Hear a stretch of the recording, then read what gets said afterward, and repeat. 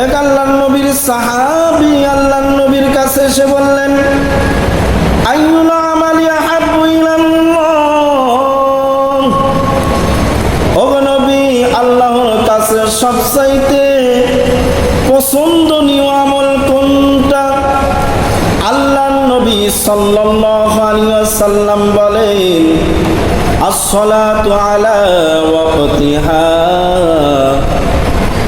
সবচাইতে উত্তম আমল হলো নামাজ, সময় মতো নামাজ আদায় করা।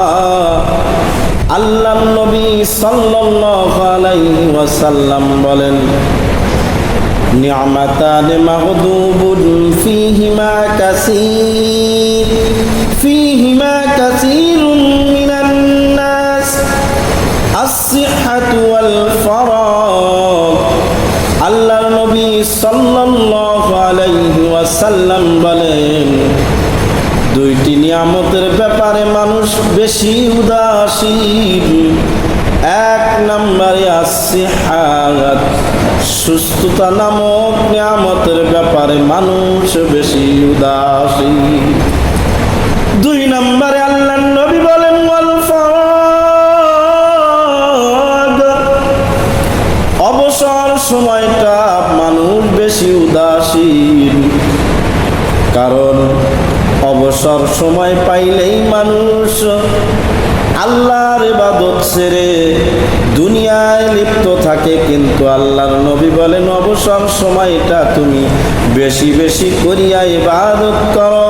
কিন্তু আল্লাহর নবী বলেন, অবসর সময় পেয়েছো, তুমি বেশি বেশি করে আল্লাহ তাআলার ইবাদত করো।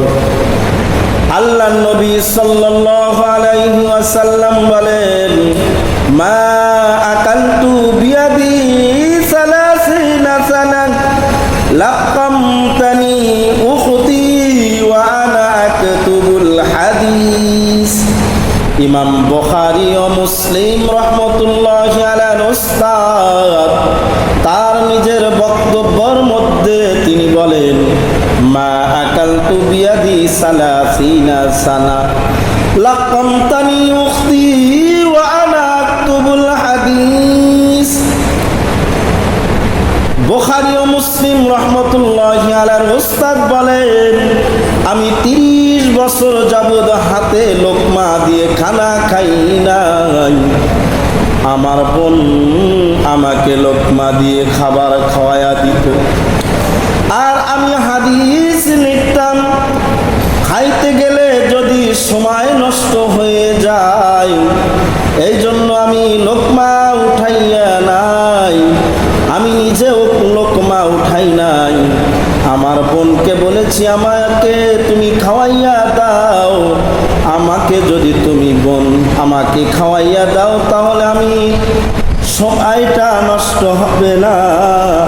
এই জন্য আমার বোন 30 বছর ধরে আমাকে লোকমা খাওয়াইয়া দিছে, আমি হাদিস লিখেছি।